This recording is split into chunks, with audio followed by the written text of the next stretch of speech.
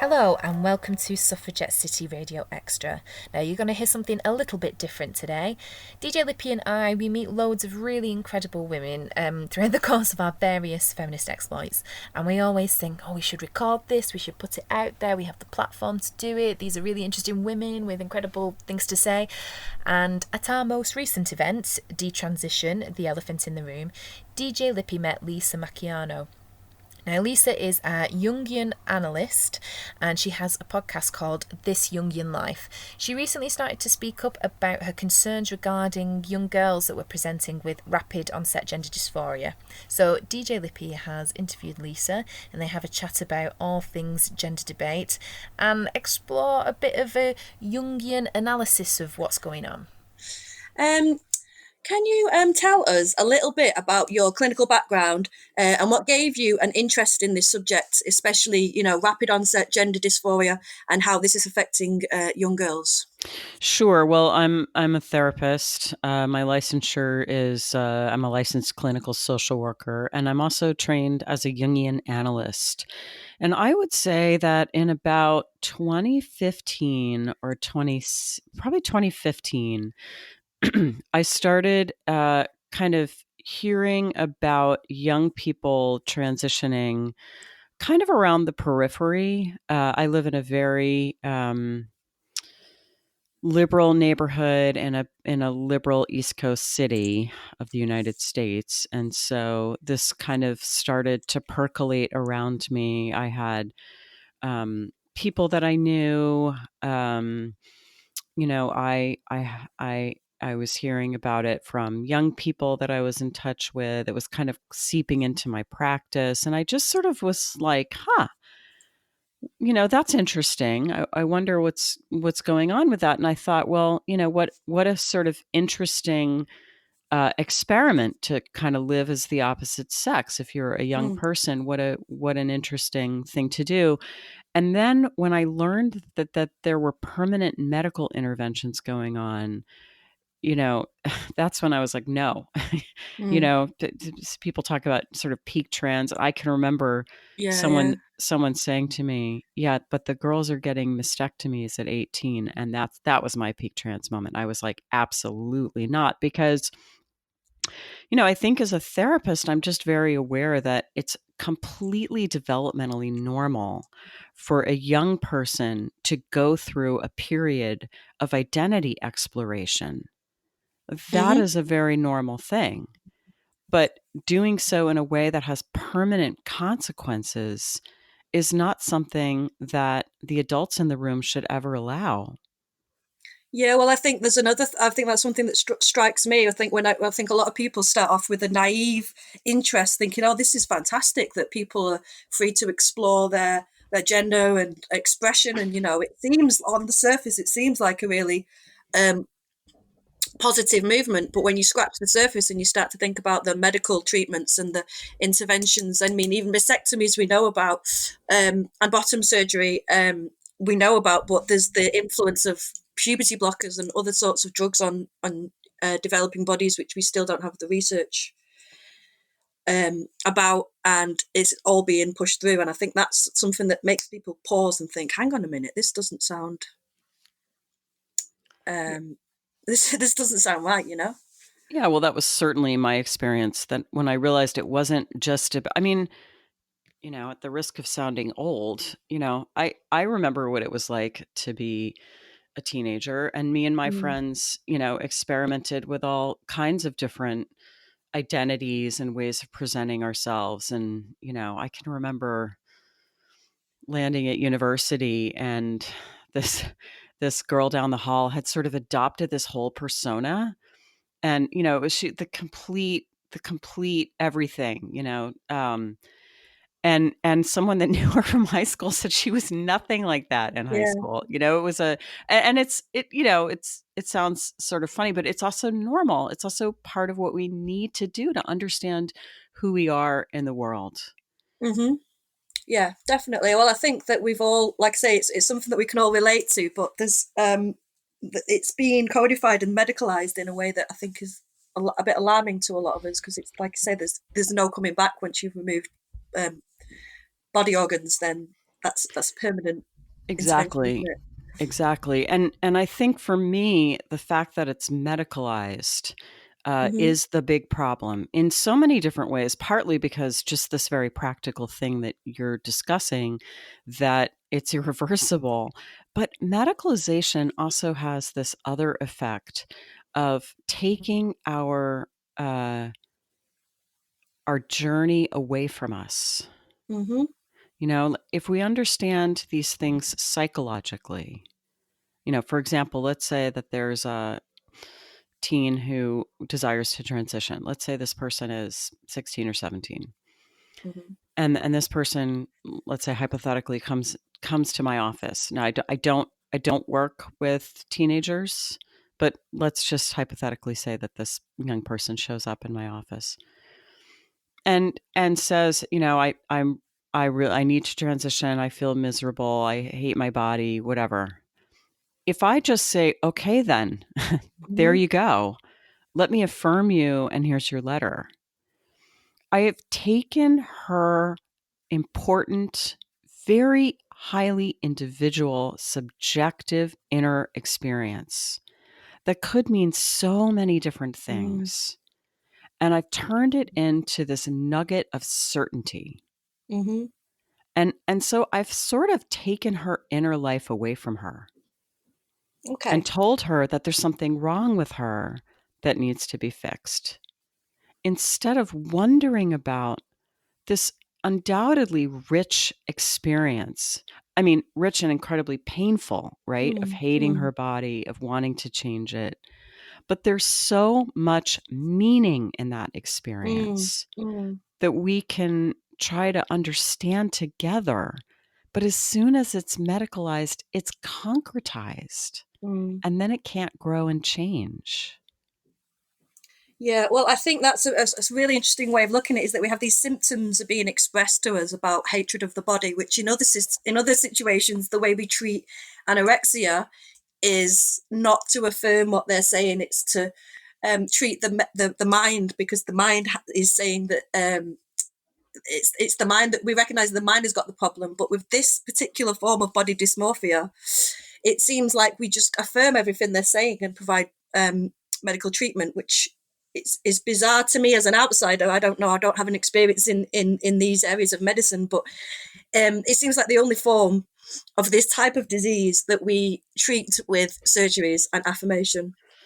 Absolutely. And that kind of analogizing to eating disorders has been something that's, uh, you know, it's been difficult to avoid doing. Hmm. Many people have done that. And of course, many trans activists get very angry with that analogy. But the truth is, it's incredibly apt for many different reasons. Hmm. There is quite a bit of overlap between eating disorders and gender dysphoria among teen Hmm. girls. I don't know that we know what that number is, but my guess is it's quite high. I mean, I've worked with some detransitioners who have eating disorders and have heard that story just so many times. Yeah, well, I know because we met at the event that we put on, Detransition, the Elephant in the Room. And one thing that I think was striking was that all of the women on the panel, I think most of them had experienced eating disorders. And also self-harm sort of comes hand in hand with that. I think that these types of, I don't know, it's almost like you're trying to express trauma through your body somehow. Yes, absolutely. And, you know, the thing about eating disorder treatment is that, you know, which obviously it's a fairly, you know, old field now. I mean, it's at least a good 50 years old in terms of its kind of modern guise. Eating disorders kind of burgeoned in the 70s, at least in the US. Um, and what we know is the very best eating disorder treatment tends to be focused around the metaphoric Hmm. content of the symptom, as well as the systemic implications of the symptom. So, eating disorder treatment often they usually work with the family because an eating Hmm. disorder in a teen girl may very well be the expression of something that's going on in the family. And we know that the teen girl is carrying the symptom for the family. So it's a kind of a systems perspective. We also understand that eating disorders have a sociologic component, Mm-hmm. that eating disorders express the agony of being a teen girl Mm-hmm. in a in a world that sexualizes girlhood and has certain standards for appearance and beauty, that the symptom is a reaction to something that's going on in the family. It's something that's going on in the wider culture, and it's something that's going on within the psyche of the individual. So you mentioned trauma. There Mm. is a big overlap between eating disorders and trauma. And you know what? I am I am certain that we will find that there's an overlap between trauma and gender dysphoria in this Mm-hmm. ROGD population. So we understand all of that with eating disorders, and they're quite similar in terms of their mechanism and how they present. I mean, Mm-hmm. you know, some of the women that I've worked with have talked about how similar their desire to lose weight was to their, their almost kind of obsessive desire to lose weight. And then it's almost like the obsession transferred, as we know obsessions can do. Then Mm-hmm. they became obsessed with transition. The detransitioners see this. They understand how similar Mm-hmm. these things are. Mm-hmm. And yet, you go to an eating disorder treatment place, and they're going to work on the system stuff. They're going to be interested in metaphor, but they're going to ask everyone their pronouns. Mm-hmm. It's many of the same clinicians who so deeply understand what's going on with eating disorders somehow haven't seemed to transfer that knowledge base to this other thing because it's been presented as a human rights issue. Mm-hmm. Yeah, well, I think that's one thing that's striking for me is the lack of clinical interest, not interest, but curiosity, I suppose. It's that clinicians don't seem curious to explore what could be going on or other alternative treatments to rapid onset gender dysphoria or gender dysphoria in general. I don't. We can all look and agree that these extreme medical interventions might not be the best possible solution. I don't understand why there's not more investigation of talking therapies and like you say, eating disorder treatment. We have like a systems approach looking at the family and the sociological element, but this is almost transphobia in the way that it's discussed when you try to have discussions with people. I don't know what you think might explain the lack of um, comparison by clinicians, because obviously there are lots of similarities between things like anorexia and gender dysphoria, but I don't understand. Do you have any idea why the people aren't joining up the dots? Yeah, what a great question. Well, first of all, I just want to say you just used one of my favorite words. You talked about curiosity. Yeah. And curiosity is the coin of the realm in therapy. I mean, that's the whole thing is you bring something in and then we get curious about it. And the point is to make it larger, to manifest as many possible meanings around it as possible. Not to shut it down into certainty. And again, this is something that I think clinicians do ordinarily with everything else, but somehow gender dysphoria is treated differently than everything else, even things that should offer close comparisons, such as eating disorders. I'll say something else. In addition, I mean, there's so much overlap. We know there's overlap in the clinical populations. There's overlap in how they present. It's obviously kind of overlap in terms of it's both fixated on the body. In fact, some women that I've spoken with felt like testosterone was going to be a way to, because it redistributes body fat, right? Mm-hmm. So that it's going to make them look more. I mean, the anorexic ideal is very kind of boyish. In fact, it's Androgynous, isn't it? Like no flat yeah. chested and Yes, no hips and that sort of thing. yeah. So they're just so close, and uh, on top of everything else, they're close in this other way too, that they manifest in the same group. So we know that eating disorders tend to hit um, upper middle class or kind of middle class or upper middle class teen girls who also often tend to be gifted. Mm-hmm. And I mean, we don't know exactly what the population with ROGD looks like. No one's really done those studies. But if you look at Lisa Littman's Mm-hmm. paper that came out in 2018, that's the same group. It's the same Mm-hmm. group. It's upper middle class teen girls who are gifted. You mentioned that paper, the Lisa Lippman paper.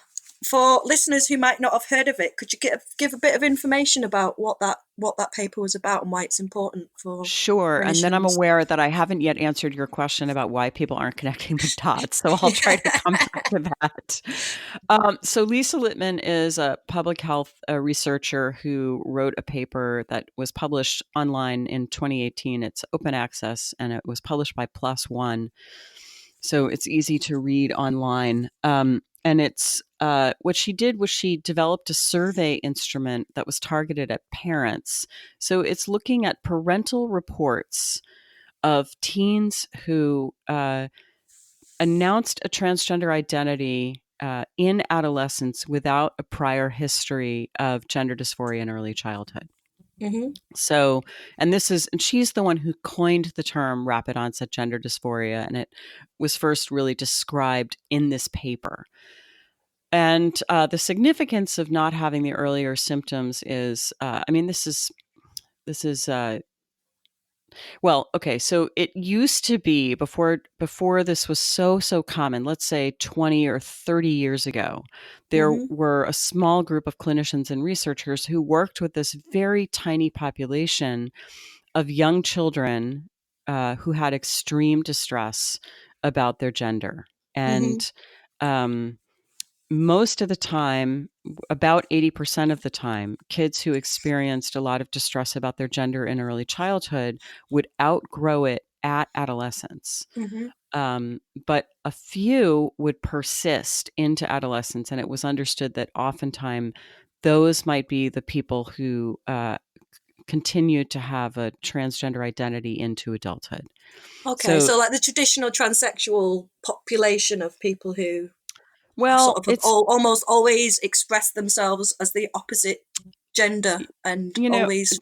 it's mixed though, because the ones with severe gender dysphoria in early Mm-hmm. childhood who persisted, I will say, were usually same sex attracted according to natal Okay. sex. So I mean, it just I mean, we know the research is so good, prospective and retrospective studies, that early childhood gender nonconformity tracks with later same sex sexual orientation. So I'm just aware that what are we really looking at? Even early childhood gender dysphoria, Yeah. is that not now there will be some researchers in this field who point to say, that little very effeminate boy that we would understand probably as being a pre-gay boy, who then Mm-hmm. persists and is a very effeminate teen, say, Mm-hmm. some of the thinking is he might have a better life identifying as a woman and transitioning to a woman. He might have a Mm-hmm. wider pool of sexual partners, for example. I mean, I'm Yeah, this reporting is the research. yeah. But basically, these kids with early childhood gender dysphoria, probably most of them are same sex attracted, and Yeah. most of them will desist and grow up to Yeah. be gay and lesbian Yeah. men and women, but some will persist. Okay. But then the other category of, as you said, traditional transsexual are the late transitioning male to female, who often transition later in life, who were not particularly effeminate, who are not same sex attracted. And this we know is often related to autogynephilia, Well, which that's a is a, whole that's a whole other yeah, kettle of fish, that isn't it? yeah, it is. That's like a whole other podcast episode probably, but just basically for people who may not be Yeah. familiar with that, um, so autogynephilia is a condition where and it's only in men, and it means kind of that you are, turned on by the thought of yourself as a woman. Yeah, I've heard it described as sort of And falling in love with the idea of yourself in a woman, like you idealize the ideal version of a woman in yourself. mhm, mhm. And that this, there's a sexual motivation there, and that it can become a very strong driver for desire to Hmm. transition. And that's it's if I personally think that if someone's suffering from that and transition, is right for them, then that should be okay, and we shouldn't stigmatize it. I don't think that those people are actually women, Hmm.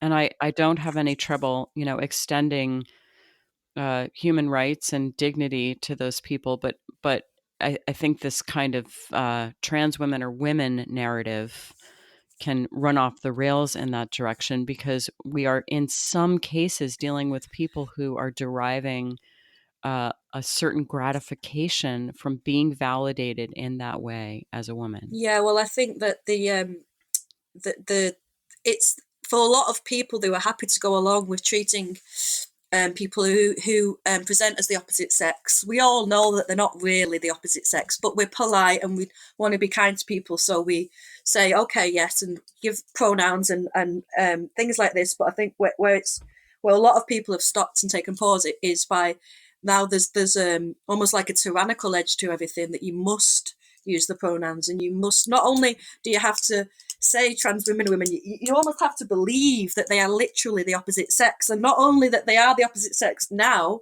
but that they were always the opposite sex, and that it's possible for a man to grow up always his whole life as a man, but somehow have some idea about how it is to be treated and to feel and to have a female body. I don't know how we got to this place, but it feels a very strange place to be in at the moment. It is, and it is related to your earlier question about why clinicians aren't connecting the dots, isn't it? I mean, we have to, like you're saying, act as if a late transitioning MTF was indeed always a woman, which is a nonsensical thing to have to believe. And we have to believe that the 15-year-old who comes to us and says, I'm really a boy and I need hormones, we have to believe that that person is really a boy and needs to radically change her body. Hmm. I think it goes back to the framing, and that this has been framed not as a mental health issue, but as a human rights issue. And in fact, it's considered transphobic to say that this is a mental health Hmm. issue, which is a little nonsensical because it's in the DSM. People are coming to therapists asking for help. They just want a certain kind of help, but that help is often invasive, quite invasive. And so, how can the treatment be required if there's not a problem that needs to be fixed, right? I mean, if you go seeking medical help, Hmm. the assumption is there's a problem. Yeah. And then so what's the nature of the problem? But we're not allowed to say maybe the nature of the problem is Yes. complex. Yes. Yes, well, this is the thing. I think there are so many groups of transgender individuals, if you will. I think you've got the traditional transsexual types who we traditionally think of, who have maybe always been effeminate or masculine in the opposite sex, and they go on to transition and sort of blend in. And then you have the late transitioning AGP types, and now you have this new type of rapid onset gender dysphoria. I guess I call them like the Tumblr transgender. It's a lot of, it seems like a new grouping of people, and there are very different motivations for each of these groups, and that we're not allowed to discuss what they might be and how we should treat them differently, because I don't imagine that the same treatment will work for um, these very different groups. Exactly. And the two prominent sexologists, Michael Bailey and Ray Blanchard is actually the researcher who coined the term autogynephilia, and it was really based on his research. Bailey and Blanchard wrote an important blog post at Fourth Wave Now called Gender Dysphoria is Not One Thing. And they really lay out these different typologies and categories. And you're absolutely right. We have no reason to believe that the treatment that we know has helped traditional transsexuals in the past will help the ROGD group. I just want to say that even traditional transsexuals, my understanding of the outcomes literature, and I don't have an encyclopedic knowledge on this.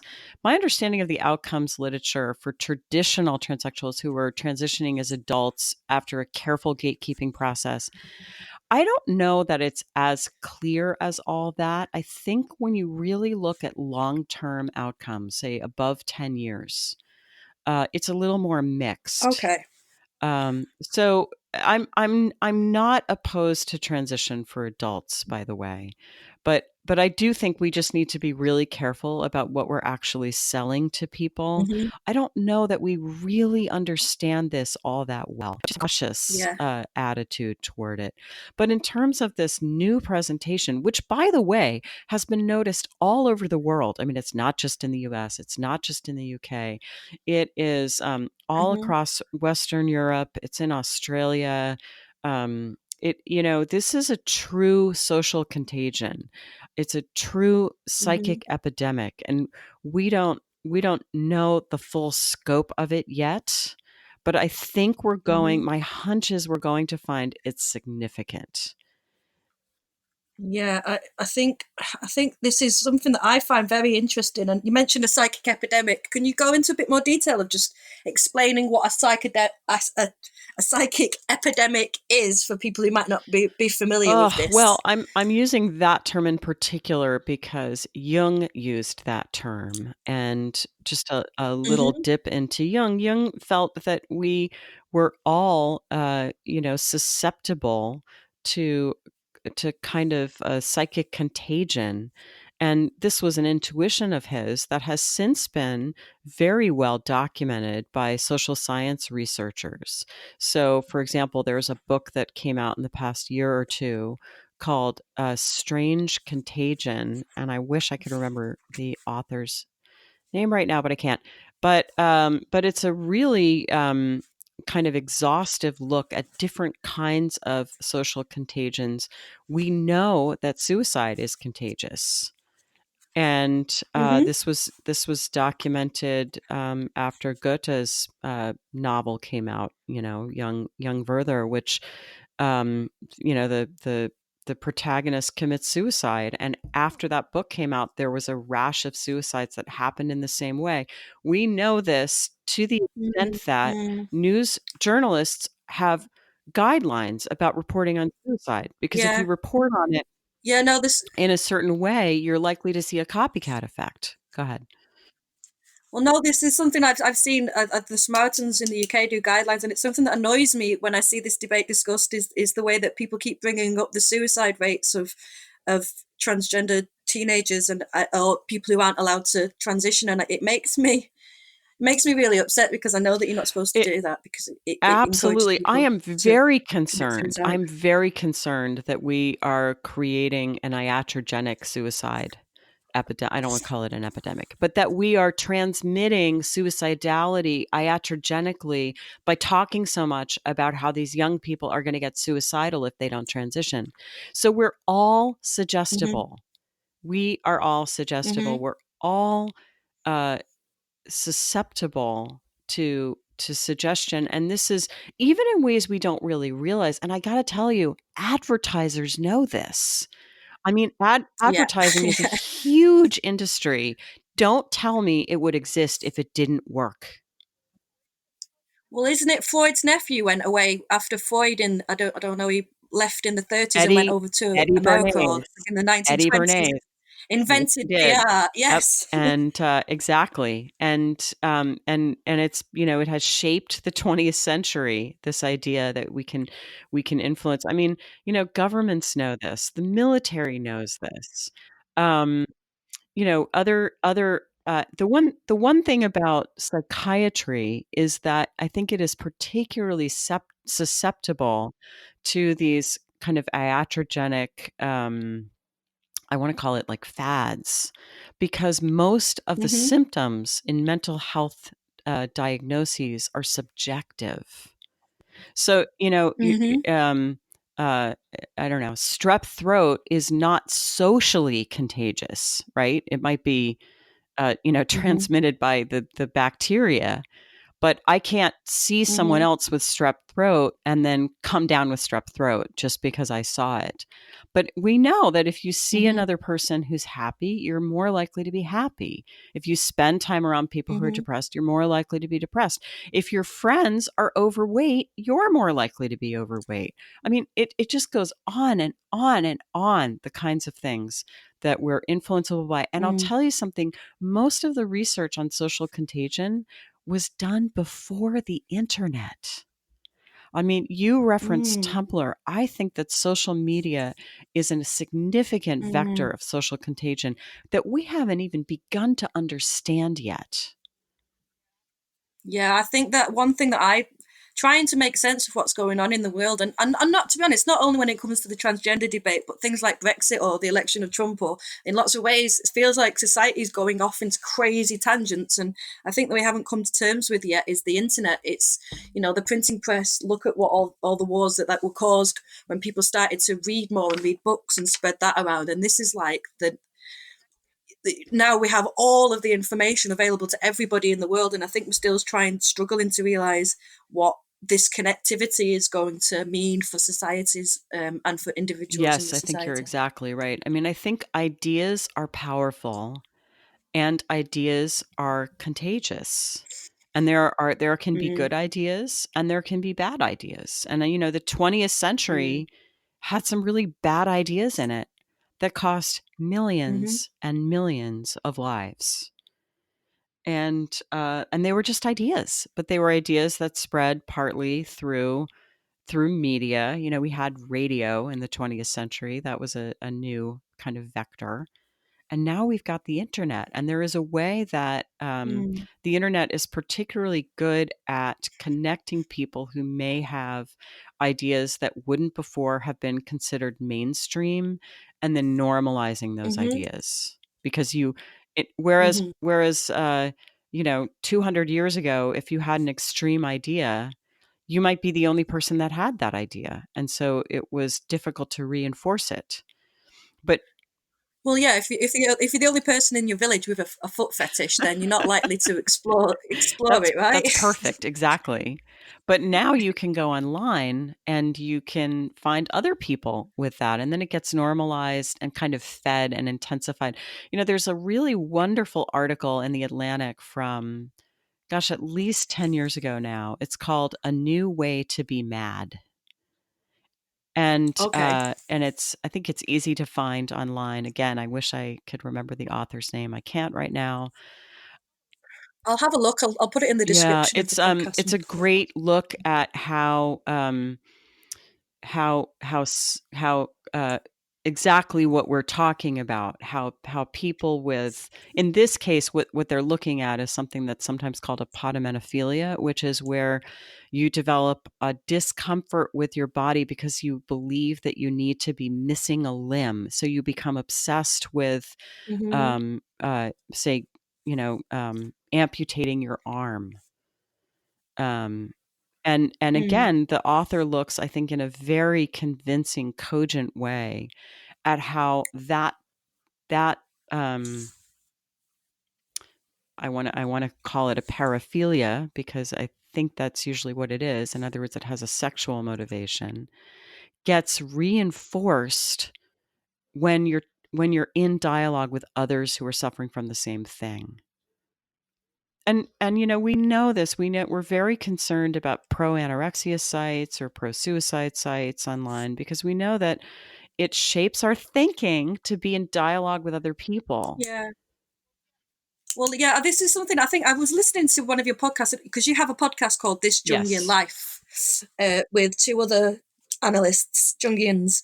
And I was listening to an episode and you were discussing the anorexia and the roots where anorexia came from. I think it was anorexia, or I think it might have been bulimia, and how it came about, because obviously it's not something that people suffered from, in the medieval era. In the medieval times, people weren't going around, uh, people didn't have the same um, sort of symptoms around relationships with food. When food was scarce, you didn't have people starving themselves. Well, not intentionally starving themselves. You didn't have people with these conditions. It's quite a modern invention.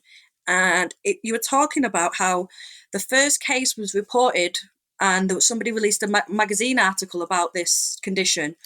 And then like a year or so later, clinicians started to hear back reflected from patients that would started to report that they'd started to enact this behaviour that they'd read about in the magazines. I wondered if you could discuss that a little bit more, if you knew a little bit about that, how these symptoms. I don't know. I guess a lot of these diseases seem to be mixtures of symptoms that are bundled together, and then they're called a disease. But maybe to explain a little bit about what it is that's happening when these bundles of symptoms are taken up by people. I think that's a great question, and I suspect that it is highly significant for what's happening with gender dysphoria. So the contagious history of bulimia is one of the chapters in the book that I mentioned before, Strange Contagion, and it was sort of excerpted in the press. I'll see if I can find it and send it to you, and then you can stick it in the show notes. But yes, so a psychiatrist in the UK, I believe it was in the 1970s, saw maybe a case or two of this new behavior that he hadn't seen before, and he described it in a journal, and I believe he named it bulimia. And then I believe it was Marie Claire picked it up and ran it as an article.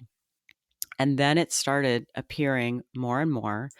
There was more media coverage of it, and it spread more. And within a few years, there were millions of cases all over the world.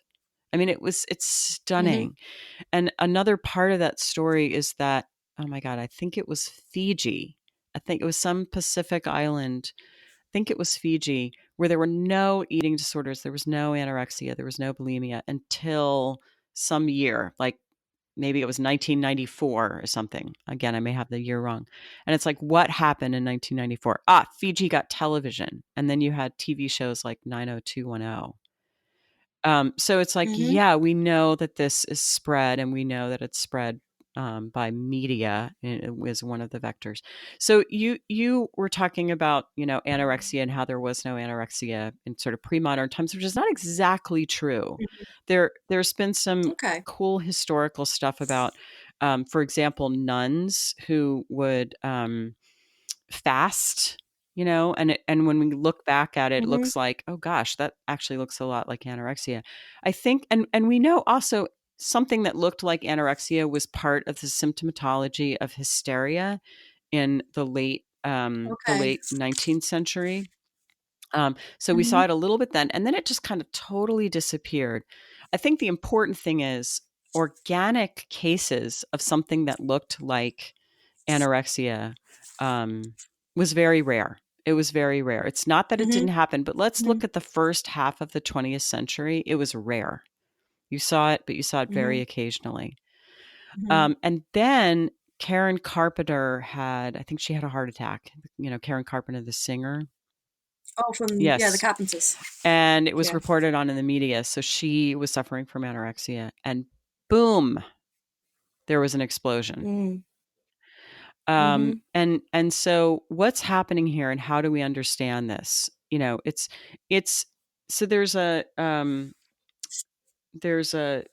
I think a social psychologist or a social scientist named Edward Shorter, who has written a bunch of books, and they're just excellent. And he has come up with this notion of the symptom pool. So if you think about it, kind of going back to our putative teen girl, who's struggling with adolescence and the changes in her body in a culture that objectifies her, in a culture that wants to limit her freedom and put her into certain roles. Maybe there's family issues going on.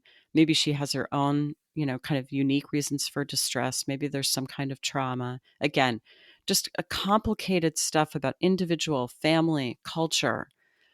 She feels distress. But how does that Mm, distress get expressed? What mm, form does it take? And I think that mm, one of the things mm, that Shorter says is that the unconscious knows that it needs to express distress in a way that can be understood, validated, and taken seriously by the adults, mhm. by the medical professionals. And so every Okay. culture develops a symptom pool of symptoms that we take seriously. So it's like a socially acceptable expression of Yes, trauma, yes, like a legitimate way to be unwell. exactly. It's a legitimate way to Yeah. be unwell. That's a perfect way of saying it. And that these ways of being unwell are kind of unconsciously negotiated between Mhm. individuals and medical professionals and the Mhm. media too. So it Mhm. used to be in the Middle Ages, for example, that one of the most common mental health concerns in the Middle Ages was something called the glass delusion. Oh, I've heard Mhm. about this one. This sounds, I want to say it sounds crazy, but I mean, it's a mental illness. I mean, I shouldn't use that language, but I mean, can you Yes. explain to So us a bit about that it's a belief. It was a contagion? It started with a French king, and unfortunately, I cannot now remember which one. But he thought he was made of glass, and he kind of went in and out of this delusion in his life. And when he was in it, he needed to be bundled in very soft blankets. He needed to sit on cushions. He needed to be, move very carefully. He was afraid he was going to break. And from there, it spread. And it was referenced in novels at the time. I mean, I think Cervantes wrote about it, and someone else did too. And it was actually most common among kind of the upper classes, but people went about Mhm. believing that they were made of glass. And this was a socially acceptable way of being unwell. Now, if you Mhm. came across this today, you would think, excuse me, but that's nuts, right? Yeah. Because Yeah. Yeah. Nobody would. It wouldn't be legitimate, would it? Nobody would take you right. seriously. It's fallen out of the symptom pool. It does sometimes still happen, by the way. There have been a few Mhm. cases, but again, it's very rare because it doesn't have social legitimacy. However, you say, Mhm. I'm a boy trapped in a girl's body. That has Mm. tremendous legitimacy now. Mhm. Yeah. And Yeah. so we have to be aware of kind of what we're putting into the symptom pool because and here's the reason this matters, okay? Is that if what was in the symptom pool was I think I'm made of glass. And let's say that the treatment for that was, well, then you need to rest in bed for a week or two, and then you'll feel Mhm. better. I would contend that that might not be so bad versus Mhm. what's in the symptom pool is I'm going to starve myself. I mean, we know that eating disorders Mhm. have one of the highest mortality rates of any mental health disorder. Mm. Yeah. Yeah. It's And shocking, when isn't what's it? in the The symptom pool is, I think outcomes. I'm a boy trapped in a girl's body and I need to take hormones and have surgeries, that's terrible. That's a terrible thing Mm. to put in the symptom pool because it's having real Mm. consequences for dire consequences for Mm. lots of people. So I think my profession needs to be more aware of this, both about what Mhm. winds up in the symptom pool and how we contribute to it by how we speak about it Mm. and what we communicate to patients when they Mhm. come to us, and also what we think the treatments are. Because I think Yeah. Well, that's okay. I sorry. think if we take a person suffering seriously, but not literally, then we're on the right path. Yeah. Well, I think that um, this is something which I think is really interesting is that we can almost dismiss symptoms as not real or as just this, like you're grasping at something to be taken seriously with something vague, which is called trauma. But actually, they are, if you listen to symptoms, that like if you're curious about symptoms, they can give you a lot of insight into like what's really going on, like a metaphor for something in the psyche that needs to be expressed somehow. And instead of thinking creatively about the symptoms, we are thinking literally about the Exactly. symptoms. And I think you said it really well. These symptoms have incredible meaning. They have incredible Mm, meaning to the individual, and I would argue for the family and the culture as well. And it's mm, absolutely vital that we take a young person seriously and we take her suffering seriously. It doesn't mm, help mm, her to concretize her symptoms. mm, And in fact, mm, as I think I said earlier, it kind of takes away the rich meaning that we might find in mm. those symptoms. So I'm not saying we should Yeah, well, be dismissive, but we shouldn't hmm rush to concretize. yeah, well, I think I was listening to a podcast, and your Deborah Stewart, I think she's one of the analysts who was on the podcast, said something wonderful, which was something in us with symptoms is that something in us is demanding a seat at the table of consciousness, and that somehow maybe there's an element of something that in our psyche that we are trying to suppress, and um that this a symptom can often be a way that your mind is trying to say, no, I'm here. I mean, I'm in your mind, and you need to stop ignoring me, and recognize that I deserve to be conscious. Exactly. That we need to listen to that. And I think, I Mm, mean, as a Jungian analyst, of course, I really take the unconscious very, very seriously. As a culture, we don't tend to do that. mm, yeah. Well, I think that we I think there's a very literal side with what I see in a lot of the transgender movement is what I say I am is what I say I am. How dare you question that? Which I think is goes against what I understand to be. I don't have the best insight always into myself because I have a lot of subconscious drives that are not at the forefront of my conscious mind, and I think that it seems bizarre to me that psychology and psychiatry has forgotten its core principles when it comes to the treatment of this Yeah, particular I think disease. that's great. I mean, basically any kind of psychodynamic psychotherapy rests on this idea that we have an unconscious. And the thing about the unconscious is that it's unconscious. We don't know it. And, by the way, psychodynamic psychotherapy, sort of starting with Freud and Jung, is perhaps a bit old fashioned, but it's Mm-hmm. being born. The notion of the unconscious and how it influences us is absolutely being borne out by modern Yeah. neuroscience. I mean, I think at this point it's kind of common sense. And so you're absolutely right. I Mm, mean, we're abandoning psychological thinking to say oh yes, you are who mm, you say you are, and there you go. And mm-hmm. we're not thinking about it psychologically. Yeah. No, I think that there's a huge lack of, I don't know, like almost like like knowledge of the history of psychiatry and psychology, and there doesn't seem to be a lot of reflection about previous social contagions, the history of the mind, and how we know what we know. It all seems to be thrown out of Yes. the window, and it's very concerning to me because I feel like there's a link with. I don't know if you're aware in the UK, during the Brexit debate, there was a famous quote from a politician who said, I think we're all sick of experts.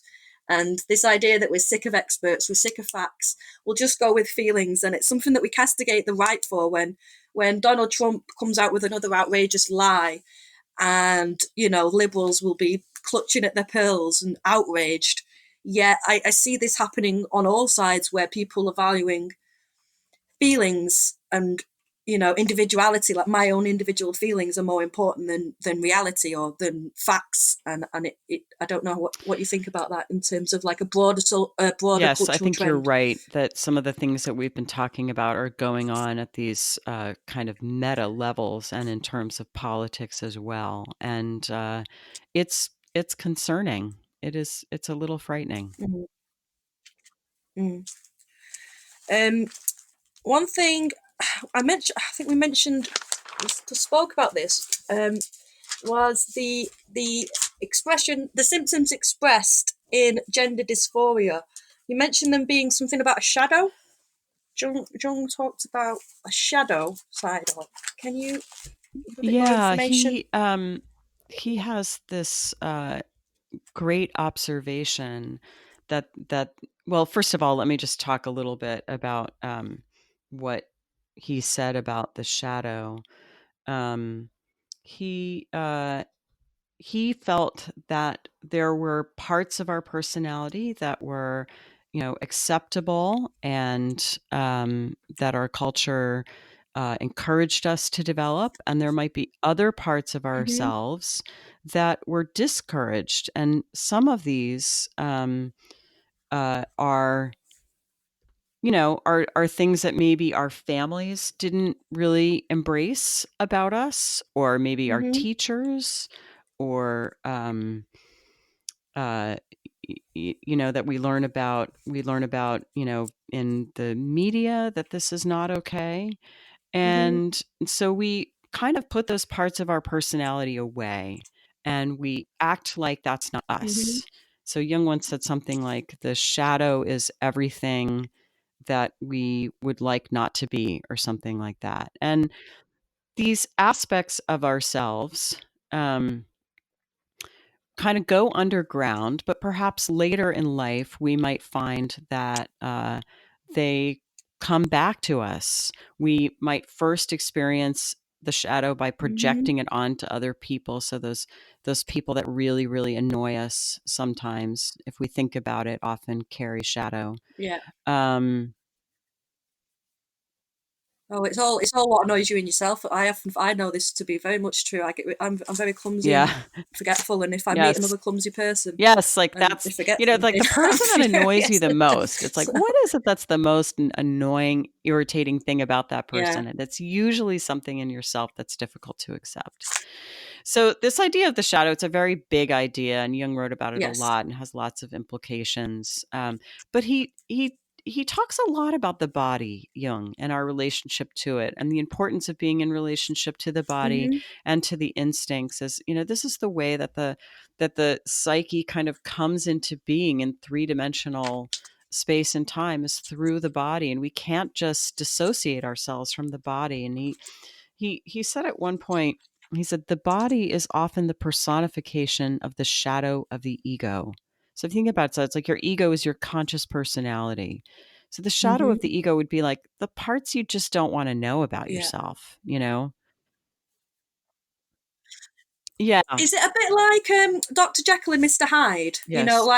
Like Mr. Hyde is the bad guy, Yes. isn't he? He goes, he comes out every now and again, goes off and does terrible things. Is that a good analogy to Yeah, people who that are is a trying to get good their head way to around think it? about the shadow. It's like all the things that are not allowed in the conscious personality kind of come out. But Yeah. I mean, and I Okay. love that example. Thank you for bringing that in, of Dr. Jekyll and Mr. Hyde. That is a good way to show the shadow. But another thing about the shadow is, Jung said somewhere else, the shadow is 99% pure gold.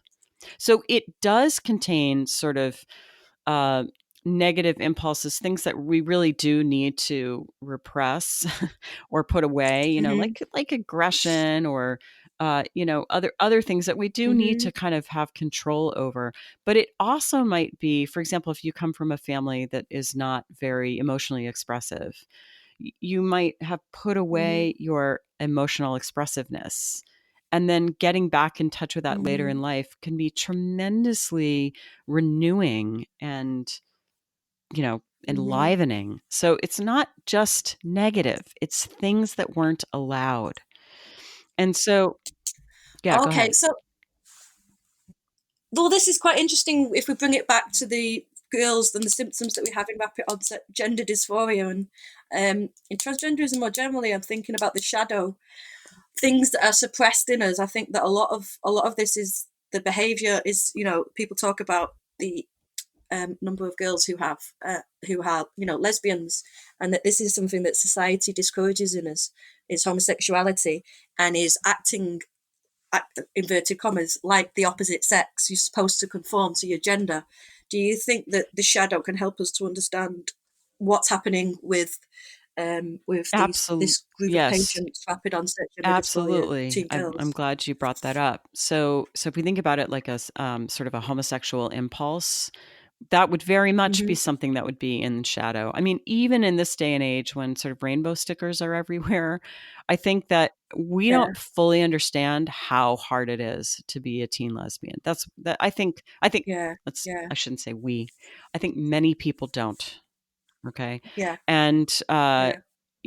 it's when the media is filled with images of pride parades, maybe it's a little hard to understand how hard it is, but that would very much go into shadow, and then it would be held in the body. So for example, I hate my breasts, and then you feel Okay. Yeah. like you can fix it by cutting off your breasts, when really what you're trying to Okay. do is sort of um, get rid of this thing that you're not supposed to be. I mean, I think again, sadly, tragically, horrifically, Mm, when the dust settles from this, I think we're going mm, to find mm. that lesbians have borne a great deal of the cost of this.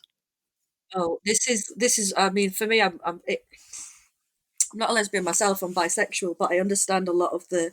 I was a one of those children myself who was gender non-conforming, and then it got, I won't say got better, but it resolved itself during adolescence. And um, although I'm not a lesbian, I guess I have that side, and I can feel a lot of sympathy, and I just feel like this tragedy is unfolding. And the worst thing about it is the way it's being framed as this.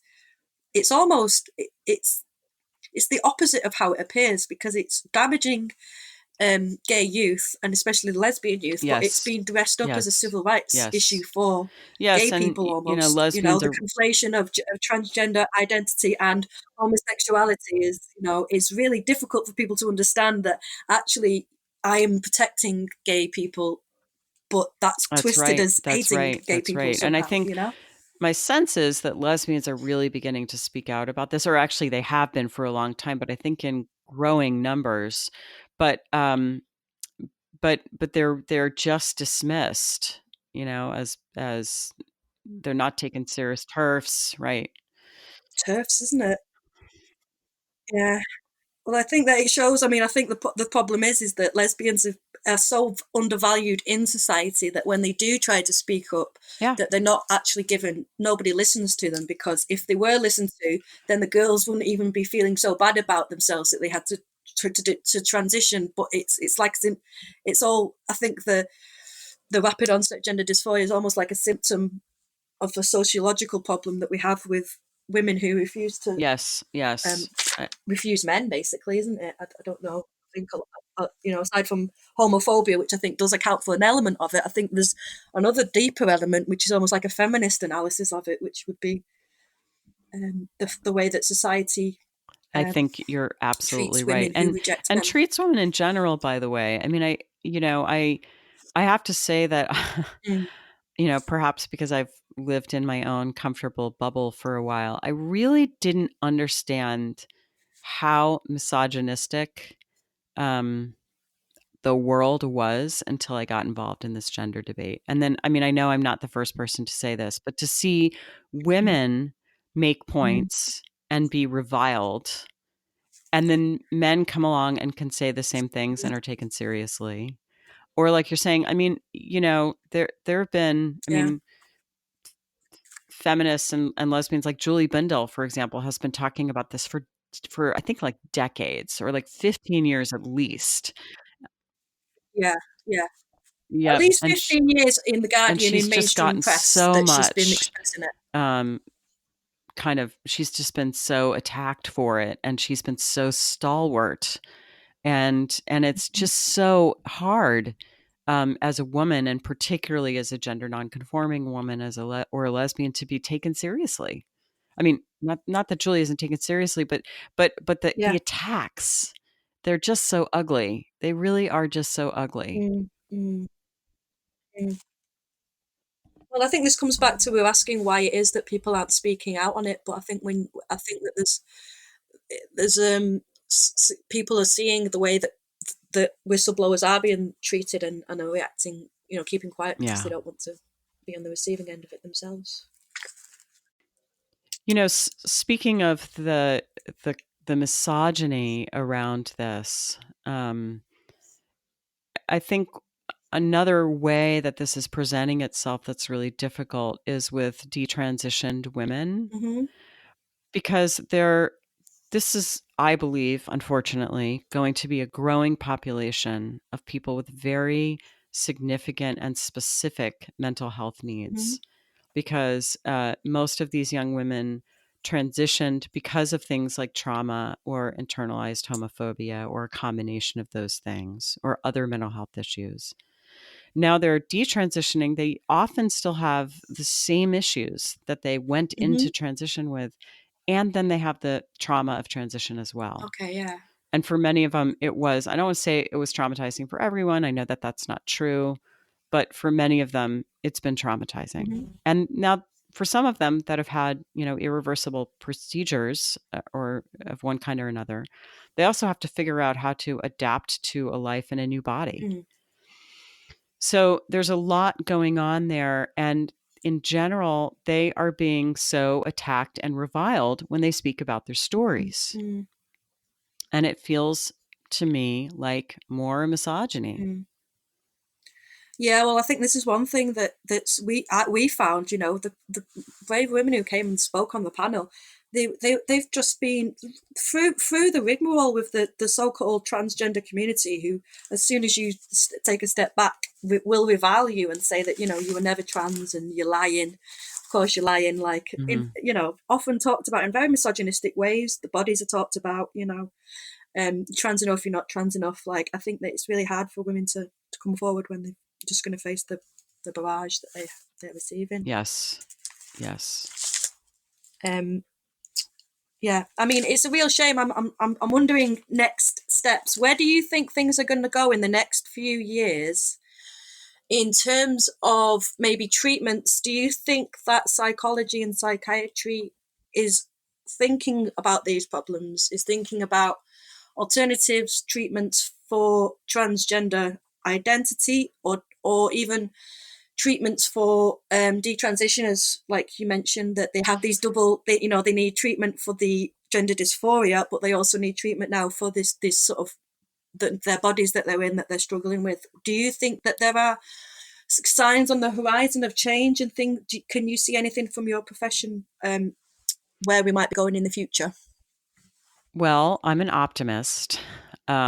So I'll say this. I think we're in this place right now, particularly in the United States. I mean, the UK is much further along than we are in terms of there being a dialogue Mm-hmm. around this. I think we're in a situation where there's been a lot of institutional capture around these issues. Mm-hmm. So a lot of the professional organizations, for example, have issued um, guidance, that we need to be affirming, for example. And I don't know that it's the case that everyone in these organizations actually believes this, but it's kind of been pushed through. So it looks like we're in a very bad place because all of the professional organizations only talk about Mm-hmm. affirmation only and don't talk about some of these nuances that you and I have been Mm-hmm. discussing. I do believe, though, that there's probably a great untapped reservoir of common sense out there. And the other thing is that we have truth on our Mm-hmm. side. I mean, we just do. And I do believe that truth will out always. And so it's a matter of time before there's that tipping point and people all of a sudden go, wow, look what we've been doing. And I don't know what the tipping point will be. I mean, some people say lawsuits. It would be nice if the media would actually start covering it properly, which they're beginning to do in the UK, which is great. I think that the effect of more and more detransitioners coming forward and telling their story will hopefully move the needle. I mean, I'm hoping that the writing and speaking I'm doing will help. Podcasts like this will Mm-hmm. help, even if it just reaches a few more people.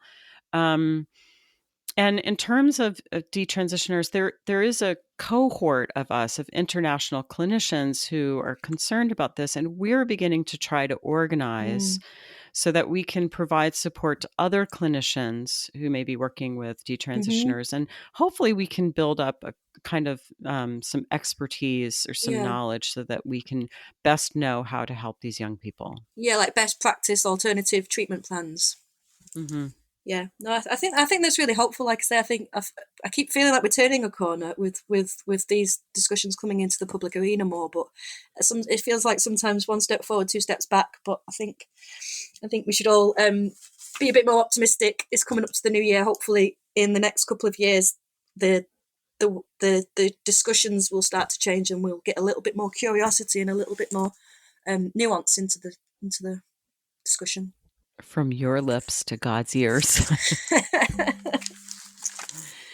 Fantastic. Well, it's been great chatting with you, Lisa. Oh, likewise. Thank you so much. And again, thank you for coming to the event in Manchester Yeah, a couple of weeks terrific. ago. It was great to meet, and like I say, hopefully these sorts of events will help to build connections and discussions, and like we've literally just done that now. So yeah, well, thank you so much for your work. That's great. Thank you for giving me the time.